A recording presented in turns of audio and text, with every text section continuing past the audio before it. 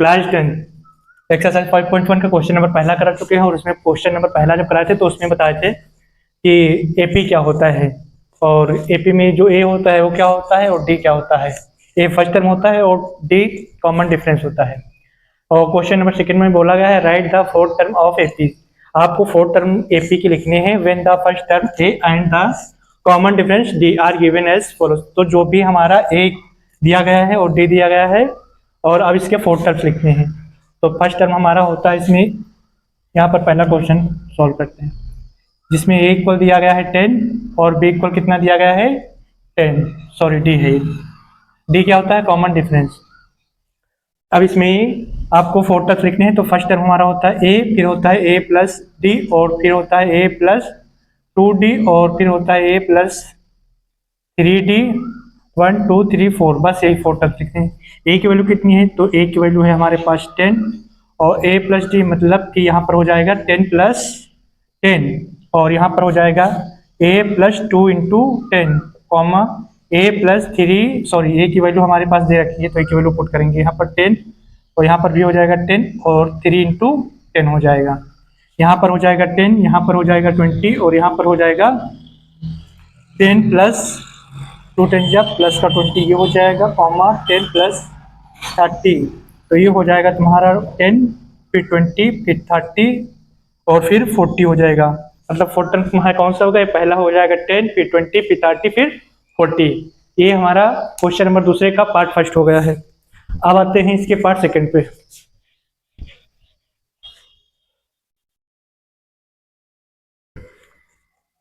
Part second में देखो क्या बोला गया है, देखने चालू है वीडियो हमारा। अब पार्ट सेकंड में बोला गया है आपकी ए की वैल्यू कितनी है, ए की वैल्यू है -2 और बी सॉरी डी की वैल्यू कितनी है, डी की वैल्यू है 0। इसमें लिखेंगे फर्स्ट टर्म ए और ए प्लस डी फिर हो जाएगा ए प्लस 2d ए प्लस का 3d और ए प्लस का 4d। ए की वैल्यू हमारे पास -2 और यहाँ पर हो जाएगा -2 प्लस 0 और यहाँ पर हो जाएगा -2 प्लस 2 इंटू 0, यहाँ पर हो जाएगा -2 प्लस का 3 इंटू 0, फिर यहाँ पर हो जाएगा ए की वैल्यू है -2 इंटू 4 1 2 3 4 1 2 3 4, बस ये यहीं तक रहेगा फोर टर्म्स क्योंकि हमको कितने टर्म्स फोर टर्म्स फाइंड करने हैं।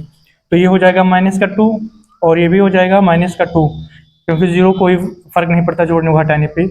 यहाँ पर 0 से मल्टीप्लाई करेंगे तो सब 0 हो जाएगा तो ये भी 0 -2 आएगा।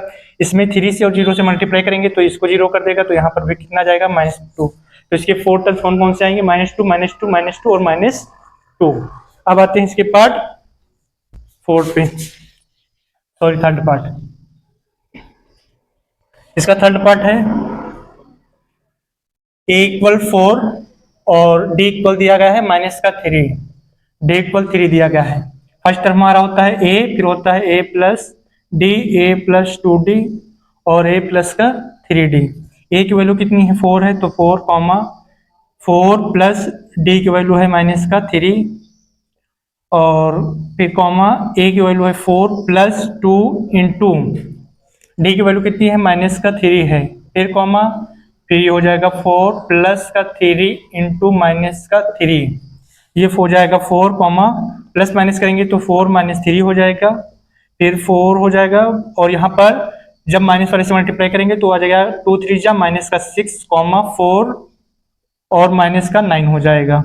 यहाँ पर आ जाएगा 4 कॉमा 4 में से 3 माइनस करेंगे 1 और फिर यहाँ पर करेंगे तो आ जाएगा -2 और यहाँ पर करेंगे माइनस तो आ जाएगा -5। ठीक, तो फर्स्ट टर्म हमारा 4 हो जाएगा, ये फोर्थ टर्म हो जाएगी 4 1 -2 और -3। अब आते हैं इसके पार्ट फोर्थ पे। फोर्थ नंबर इसका पार्ट क्या है, फोर्थ नंबर है ए इक्वल है -1 और डी इक्वल है 1/2। ए प्लस डी और ए प्लस 2d ए प्लस का 3d, ये हमारे फोर्थ टर्म्स हो गए। फर्स्ट टर्म में हमको क्या करना है, ए की वैल्यू कितनी है -1 और ये हो जाएगी -1 प्लस डी की वैल्यू कितनी है 1/2 कॉमा ए की वैल्यू -1 प्लस का 2 इंटू 1/2 और फिर कॉमा ए की वैल्यू है -1 और प्लस का 3 इंटू 1/2 हो जाएगा। यहाँ पर माइनस का 1 आ जाएगा, यहाँ पर मल्टीप्लाई करेंगे सॉरी, तो यहाँ पर 1, तो यहाँ पर हम प्लस वाले को पहले लिख लेते हैं, माइनस वाले को बाद में, कोई दिक्कत नहीं। तो 1/2 -1 हो जाएगा, कॉमा यहाँ पर हो जाएगा -1, ये कॉमा लगा है, ठीक है। -1 हो जाएगा, ये 2 कैंसिल हो जाएगा और ये +1 हो जाएगा।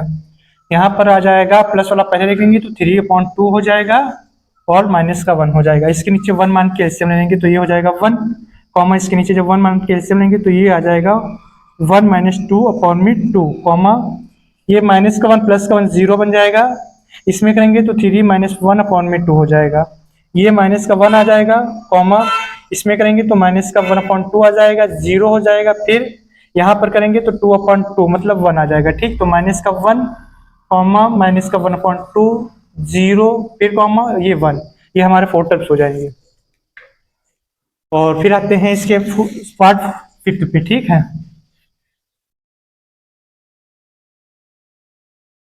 पार्ट नंबर 5, ए इक्वल है माइनस का 1.25 और डी की वैल्यू है माइनस का 0.25। तो यहाँ पर होता है ए कॉमा ए प्लस डी और फिर हो जाएगा ए प्लस 2d, फिर हो जाएगा ए प्लस 3d। ये हमारे 4 टर्म्स हो गए। ए की वैल्यू कितनी है माइनस का 1.25, माइनस का 1.25 कॉमा माइनस का 1.25 प्लस का, और ये है माइनस का 0.25, फिर प्लस का ए की वैल्यू है माइनस का 1.25, फिर प्लस लगाओ और फिर ब्रैकेट में माइनस का हो जाएगा 2 इंटू माइनस का 1/2, ठीक। मैं सॉरी माइनस का हो जाएगा, डी की वैल्यू है तो 0.5 अपॉन में 0.5 ही रहेगा, लेकिन इसके आगे माइनस लगेगा, ठीक है। तो 1 और फिर ये हमारा यहाँ तक हो गया 2, 1 यहाँ तक हो गया, हाँ ये हो जाएगा पार्ट 1, ये हो गया पार्ट 2 और ये हो गया टर्म 3। अभी 4th बाकी है हमारे पास, ठीक है। तो 4th वाला क्या हो जाएगा, ए की वैल्यू है माइनस का 1.25 और बी की वैल्यू कितनी है तो प्लस लगा के माइनस में लिखेंगे 3 इंटू 0.25, ठीक है। अब देखो ये हो जाएगा माइनस का 1.25 कॉमा ये हो जाएगा माइनस का 1.25 और माइनस का ये भी है तो ये प्लस माइनस माइनस हो जाएगा 0.25, फिर कॉमा लगाएंगे तो माइनस का 1.25 और इसको प्लस माइनस माइनस हो जाएगा, यहाँ पर हो जाएगा 25, 2 × 50 हो जाएगा। तो यहाँ पे हम लिख सकते हैं 5.0, ठीक। फिर यहाँ पर कॉमा लगा देंगे, फिर जो आएगा वो भी माइनस का आएगा, माइनस की 2 होने चाहिए, एक इसके अंदर, ठीक है। फिर ये माइनस का आएगा 1.25 और माइनस का 3 और ये हो जाएगा 25 3 × 75, तो ये हो जाएगा 7.5, ठीक। अब देखो हमारे पास हो गया माइनस का 1.25 कॉमा, जब इसको और इसको ऐड करेंगे तो ये बना देगा इसको 50, मतलब कि 1.5 आएगा इसका। जब इसको जोड़ेंगे ना 1.25 माइनस का है 0.25, ये 0 हो जाएगा, 5 हो जाएगा, ये 1 हो जाएगा, 1.5 आ जाएगा इसका, माइनस का आएगा 1.5 कॉमा इसको जब जोड़ेंगे 1.25 और फिर इसमें पॉइंट का 5 जोड़ देंगे, ठीक है।